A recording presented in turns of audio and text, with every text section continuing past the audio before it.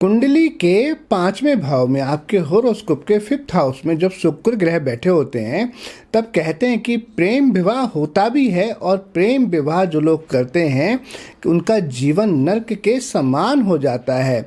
इस बात में कितनी सच्चाई है आज हम जानेंगे। चमत्कार चिंतामणि में श्री नारायण भट्ट जी ये भी कहते हैं कि यदि किसी व्यक्ति के 5वें भाव में शुक्र ना हो तो उस व्यक्ति के पुत्र होते हुए भी उसे पुत्र होने का फल प्राप्त नहीं होता। वो ये भी कहते हैं, अपने इस कथन को आगे समझाते हुए उन्होंने वर्णन दिया है कि ऐसे ही हैं इसके फल जैसे उस उद्योग का कोई लाभ ना हो जिससे धन की प्राप्ति ना होती हो।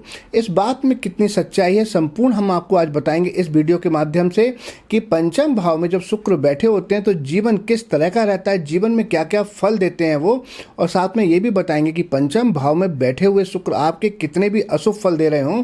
एक ऐसा सटीक उपाय कि जिसको करने के बाद में आपका वो शुक्र आपके बहुत ही शुभ फल देना शुरू कर देगा। वो शुक्र जो 5वें भाव में बैठा हुआ है जिसकी 7वीं दृष्टि आपकी इनकम के भाव पर आपकी इनकम बढ़ा देगा।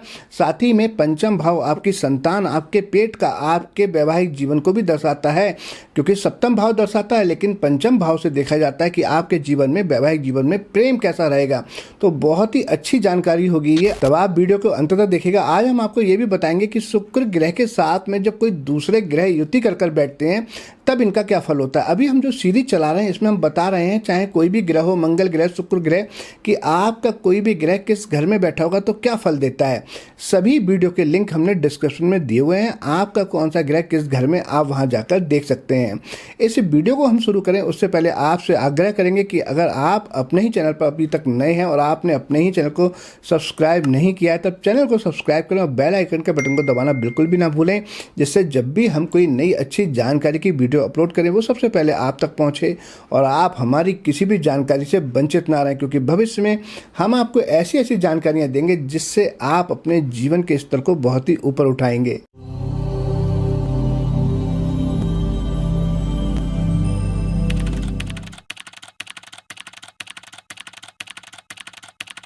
ओम नमः शिवाय।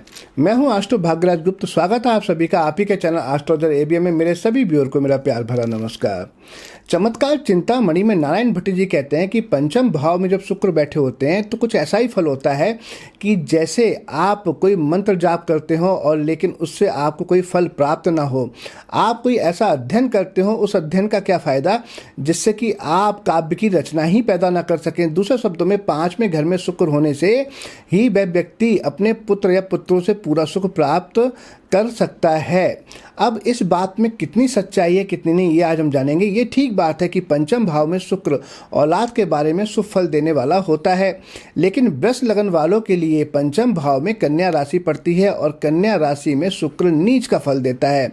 तब यहाँ पर ये बात इतनी सटीक नहीं होती, क्योंकि आज हम आपको जो जानकारी दे रहे हैं ये वृष लगन में 5वें भाव में जो शुक्र बैठा होता है उसके ऊपर तो ये बहुत ही सटीक फल आपको मिलेंगे। लेकिन ऐसा नहीं है कि अगर आप वृष लगन के नहीं है तब आपके ऊपर ये प्रोडक्शन काम नहीं करेगी। आज हम जो आपको जानकारी दे रहे हैं 5वें भाव में शुक्र की, ये बहुत ही आप सभी के काम आएगी, लेकिन जिनका वृष लगन है उनके लिए तो बहुत ही सटीक वर्णन होगा, क्योंकि वृष लगन में 5वें भाव में शुक्र की हम बात कर रहे हैं। अब हमने आपको बताया कि वृष लगन वालों के लिए 5वें भाव में कन्या राशि आती है और वहां पर शुक्र नीच के हो जाते हैं, इसलिए 5वें भाव में शुक्र नीच का होने से संतान पक्ष में किसी न किसी रूप में चिंता अवश्य ही लगी रहेगी। और ऐसे जातकों के साथ में एक बात और भी हो सकती है कि उनकी स्त्री संतान ज़्यादा हो सकती है और वो स्त्री संतान होकर आगे चलकर कुछ दुख का कारण बने, ऐसा भी हो सकता है अगर आपके इसी 5वें भाव के नीच शुक्र पर किसी और शुभ ग्रह की दृष्टि नहीं पड़ रही है।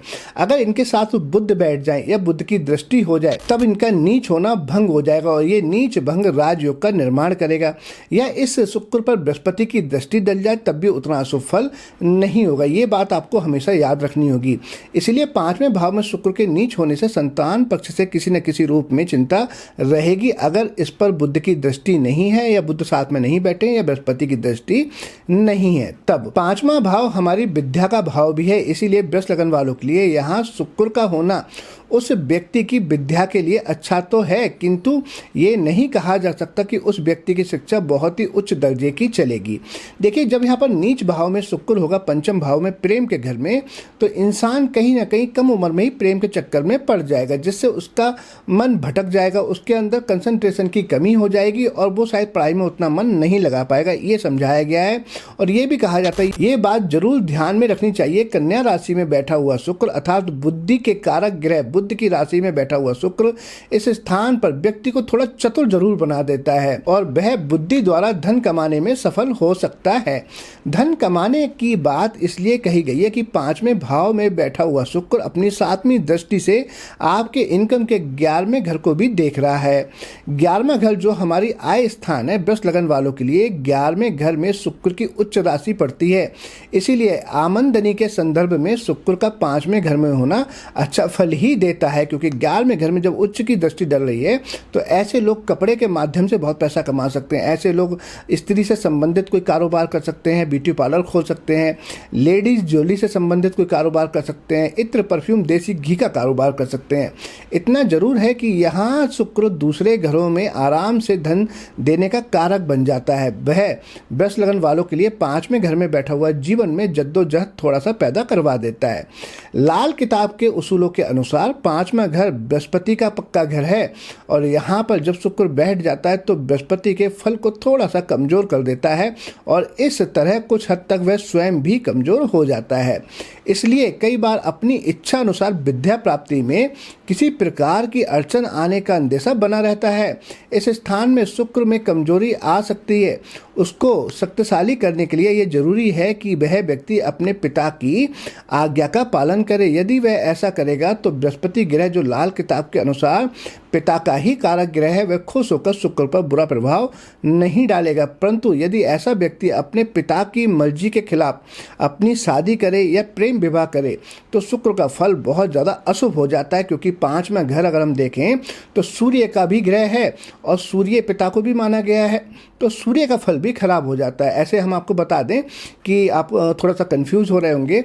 बृहस्पति ग्रह को पिता का कारक ग्रह इसलिए बोला गया है कि जिनके तो दादा हैं वहाँ पर तो सूर्य जो है माने जाएंगे पिता, और जिनके दादा नहीं हैं वहाँ पर पिता को माना जाएगा सूर्य, और जिनके पिता हैं उनको माना जाएगा वहाँ पर जो आपके बृहस्पति हैं उनको दादा माना जाएगा।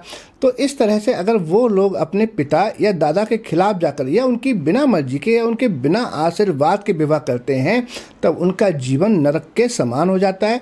तो जिस किसी भी व्यक्ति के आपके अगर कुंडली में 5वें भाव में शुक्र बैठे हैं, आपके किसी जानने वाले के, आपके परिवार में कोई दूसरा व्यक्ति, आपकी बहन, आपके भाई, तो उनको समझाएं कि आप जब भी शादी करें, चाहे वो भले ही प्रेम विवाह हो, लेकिन अपने माता पिता का आशीर्वाद लेकर, उनकी परमिशन लेकर, उनकी इच्छा से ही करें। अदरवाइज यहाँ पर ये पंचम भाव का जो फल है वो बहुत ही ज़्यादा अशुभ हो जाता है और उसके ग्रस्त सुख में काफ़ी हद तक कमी आने की संभावना बनी रहती है। यहाँ पर ग्रस्त सुख का अर्थ पति या पत्नी के आपसी संबंधों से है। ज्योतिष के एक विद्वान जीवन नाथ जी का कहना है कि शुक्र इस स्थान पर होने से पुत्र प्राप्ति बहुत जल्दी होती है, लेकिन वृष लगन के लोगों के लिए कन्या संतान की उत्पत्ति जरूर होती है, क्योंकि यहाँ शुक्र नीच के हो रहे हैं।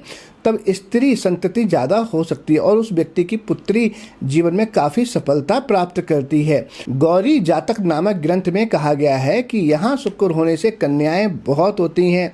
बहुत कन्याएं हो ये बात बहुत आवश्यक नहीं है, लेकिन कन्या संतान की प्राप्ति का योग अवश्य होता है, ऐसा मैंने देखा है। कुछ जोशियों का विचार है कि इस भाव में शुक्र होने से पुत्र राजा द्वारा सम्मानित होता है। ये मत पुराने जोशी जागेश्वर जी का है। अगर ध्यान से देखा जाए तो यहाँ कन्या राशि में बैठा हुआ शुक्र केवल पुत्र के बारे में ही इतना शुभ फल दे ये जरूरी नहीं है, बल्कि यूँ कहना चाहिए कि औलाद के बारे में ये शुक्र अच्छा फल दे सकता है। विशेषकर कन्याओं के लिए इसका फल और भी ज़्यादा शुभ हो जाता है। 5वां घर हमारा प्रेम स्थान भी है। ज्योतिष की सभी पुस्तकों में वर्णन आता है कि सप्तमेश 5वें घर में हो तो इससे प्रेम विवाह होने की संभावना बहुत अधिक बन जाती है। लेकिन 5वें घर में शुक्र होने से ये जरूरी नहीं है कि प्रेम विवाह ही हो। किसी न किसी रूप में दूसरी स्त्रियों के साथ संबंध होना या दूसरी स्त्रियों से प्रेम होना संभव हो सकता है। देखिए, मैंने पहले भी कई बार आपको बहुत सारी वीडियो में बताया है कि शुक्र जब कन्या राशि में नीच के हो जाते हैं, चाहे वो किसी भी घर में हो या छठे भाव में कन्या राशि में बैठ जाएं या छठे भाव में ही बैठे हों और वो अशुभ हो रहे हों, तब ऐसा बहुत ज़्यादा हो जाता है कि इंसान के मन में ऐसे विचार आ जाते हैं कि घर पर तो एक है ही, बाहर भी एक और रख लेते हैं। तब आप यहाँ समझें कि आज हम आपको बताने जा रहे हैं कि अगर आपने ऐसा किया तो आपके साथ क्या हो सकता है। तब ऐसा जातक अगर दूसरी स्त्रियों से संबंध रखता है तो लाल किताब के अनुसार ये प्रेम तभी शुभ फल देगा यदि इस प्रेम में दूसरे सभी नज़दीकी लोगों के प्रति भी कोई घृणा की भावना ना हो। अगर आप प्रेम विवाह करना चाहते हैं, पंचम भाव में शुक्र है, तब आपको परमिशन लेकर ही करना पड़ेगा। अगर प्रेम विवाह पिता को नाराज करके किया जाए तो इसका वास्तव में प्रेम नहीं कहा जाएगा, ये एक प्रकार की जिद होगी या अट्रैक्शन होगा। इसीलिए लाल किताब में इसका अशुभ फल बताया गया है कि यदि विवाह माता पिता की सहमति से ना हो तो जीवन सुखमय नहीं रहता। आप यहाँ ये समझें कि अगर आप किसी लड़की के प्रेम में पड़कर अपने माता पिता की मर्जी के बिना दिल दुखाकर विवाह करते हैं, तब ये प्रेम क्यों नहीं हो सकता? क्योंकि जिन माता पिता ने आपको जन्म दिया, सबसे पहली बात तो वो आपका बुरा नहीं चाहेंगे। अगर वो मना कर रहे हैं तो किसी कारण से कर रहे हैं। दूसरा, अगर इतने साल अपने माता पिता के साथ रहकर अगर आपको उनसे प्रेम नहीं हुआ तो फिर एक लड़की से कैसे हो सकता है? तब वह अट्रैक्शन हो सकता है। अगर वो सच में प्रेम होगा तो सबसे पहले तो आपको अपने माता पिता से प्रेम होगा, आप उनकी बात को सुनेंगे और समझेंगे, तभी आप कोई नया कदम उठाएंगे। तो इस बात को हमेशा याद रखना चाहिए कि ऐसी शादी कभी भी सक्सेस नहीं होती। एक पुराने ग्रंथ गौरी जातक में वर्णन है कि शुक्र पंचम वाला व्यक्ति धनी तो होता है किंतु कीर्ति रहित रहते हैं। कीर्ति रहित होना किसी और प्राचीन ग्रंथ में नहीं कहा गया है। आमतौर पर सभी प्राचीन जोशियों ने सम्मानित होना या अपने जीवन के दायरे में प्रमुख होना कहा गया है। मेरा अपना विचार है कि गौरी जातक का यह कहना कि व्यक्ति कीर्ति रहित होगा, ये केवल उसी स्थिति में संभव है जब वह व्यक्ति अपने परिवारजनों के विरुद्ध अपनी सामाजिक स्थिति को ध्यान में ना रखते हुए ऐसा विवाह करे जो दूसरों को नाराज कर सकता है।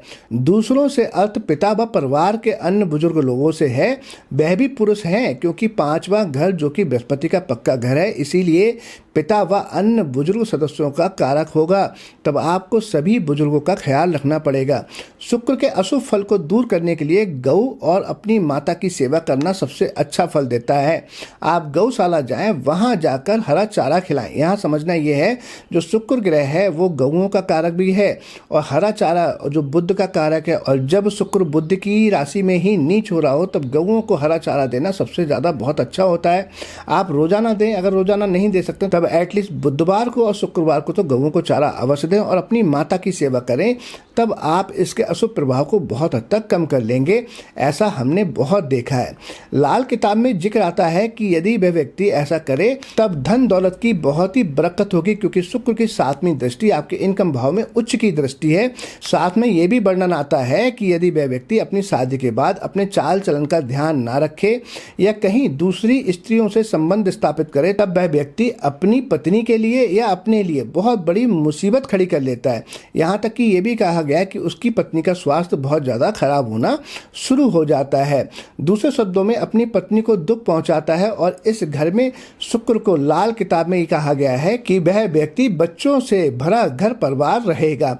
बच्चों से भरे घर परिवार का अर्थ है कि परिवार में शांति होगी, औलाद अच्छी होगी, घर खुशियों से भरा होगा। यदि चाल चलन का ध्यान रखा जाए तब उसकी पत्नी की छोटी सी नाराजगी, पत्नी शुक्र की कारक है, वह उसके सारे सुख को बर्बाद कर देगी अगर ऐसा व्यक्ति अपनी पत्नी को नाराज करेगा या उसको दुख पहुंचाएगा। अब हमने आपको ये भी बताया था कि शुक्र के साथ जब कोई दूसरा ग्रह युति करेगा तब क्या परिणाम होंगे। आइए अब हम आपको बताते हैं कि शुक्र के साथ जब कोई दूसरा ग्रह युति करेगा तब क्या परिणाम होते हैं।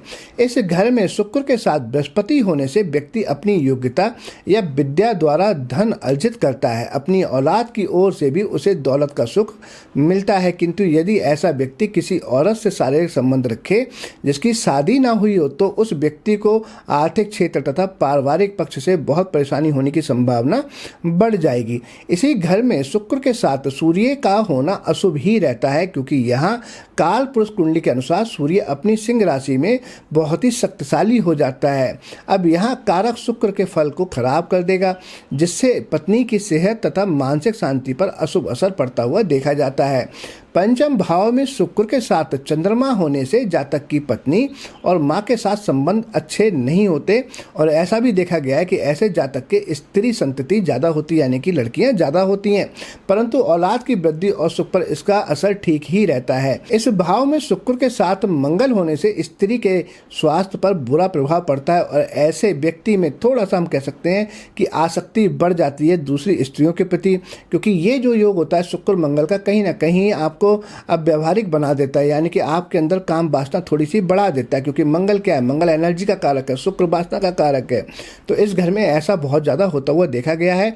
यदि यहाँ पर मंगल और शुक्र राहु या केतु की दृष्टि से दूषित हो तो व्यक्ति को बहुत मुसीबतों का सामना करना पड़ सकता है, और कभी कभी पत्नी को आग लगने का भी डर रहता है, अगर ऐसी अशुभ स्थितियां हो तो, अन्यथा नहीं। इस घर में शुक्र के साथ बुध होने से परिवार तथा औलाद पर बहुत ही अच्छा असर पड़ता है। अब आप यहाँ समझे, मैंने आपको बताया था कि शुक्र यहाँ बुध की राशि में नीच हो रहे थे, बुध बैठ गए, तब ये नीच राजयोग भंग का निर्माण कर देंगे, और यहाँ ऐसा व्यक्ति जो है बहुत ही ज़्यादा अच्छा व्यापारी होता है, बुद्धि उसकी बहुत तीव्र होती है, एक तरह से ये लक्ष्मी योग का निर्माण हो जाता है, पैसे की कोई कमी नहीं रहती है ऐसे व्यक्ति के पास में। किंतु यदि व्यक्ति के घर में जमीन में भट्टी बना ली जाए तब गृहस्थ सुख में कमी आने की संभावना हो जाती है। पंचम भाव में शुक्र के साथ शनि का होना व्यक्ति के मन में ऐशो इशरत की भावना पैदा कर देता है, किंतु ये जरूरी नहीं है कि इसके पास इस इच्छा की पूर्ति के लिए पर्याप्त धन हो। ऐसा क्यों कहा गया है, इसके पीछे मैं आपको लॉजिक समझाता हूँ। पंचम भाव में जब शुक्र के साथ शनि बैठे होते हैं तब शनि की दशम दृष्टि इनके धन भाव आपके दूसरे भाव पर होती है, जो धन का भाव है। तब ऐसे व्यक्ति में फाइनेंस की समझ थोड़ी सी कम होती है। ऐसे व्यक्ति, ऐसा नहीं है पैसा नहीं कमा पाते, पैसे तो कमा लेते हैं, लेकिन पैसे से पैसे को कैसे बढ़ाना है इनको ये नहीं पता होता, पैसे से पैसे को नहीं बढ़ा पाते। इनके लिए बहुत ही अच्छा उपाय है, इनके लिए हमेशा कोई ऐसी एक अच्छी इकोनॉमिक्स की बुक्स लेनी चाहिए जो इनको पैसे की भाषा समझने में मदद करे। इनको कोई अर्थशास्त्र की बुक लेकर पढ़ना चाहिए, तभी ये बहुत ज़्यादा आगे चलकर धन को बचा पाएंगे, अदरवाइज इनका धन बचना मुश्किल हो जाएगा, पैसा आएगा और कहीं ना कहीं खर्चे के लिए चला जाएगा। दूसरा, यहाँ शनि बैठे होने से व्यक्ति की मैरिज लाइफ पर थोड़ा सा इम्पैक्ट डालते हैं, क्योंकि इनकी तीसरी वक्र दृष्टि सप्तम भाव पर होती है, जिसकी वजह से मैरिज में कहीं ना कहीं कोई ना कोई दिक्कतें आती रहती हैं। और सबसे बड़ी बात, ऐसे लोगों को किसी भी काम के किए का क्रेडिट नहीं मिलता। ऐसे लोग कोई भी कार्य करते हैं उनको क्रेडिट नहीं मिलता। इनकी परिवार में इनकी पत्नी भी कह देंगे आपने ऐसा किया तो क्या स्पेशल कर दिया, सभी करते हैं। और ऐसे व्यक्ति का अपना मकान की मरम्मत तथा मकान आदि बनाने पर ज़रूरत से ज़्यादा धन खर्च होते हुए दिखाई देते हैं। तब आप समझें कि शुक्र के साथ सब शनि बैठे होते हैं, तो क्या क्या आपको प्रिकॉशन रखना चाहिए और क्या नहीं। इस घर में शुक्र के साथ राहु का होना बहुत ही अशुभ फल देता है। कई बार उस व्यक्ति के पुत्र संतान या तो पैदा ही नहीं होती, यदि पैदा हो भी जाए तब उससे उसको सुख नहीं मिलता। ऐसा भी देखा गया कि ऐसे जातक की पत्नी के कई बार अबॉर्शन भी हो जाते हैं, कोई मिसकैरेज हो जाता है। अगर स्त्री की कुंडली में हो तो उसके साथ भी ऐसी होने की संभावना रहती है।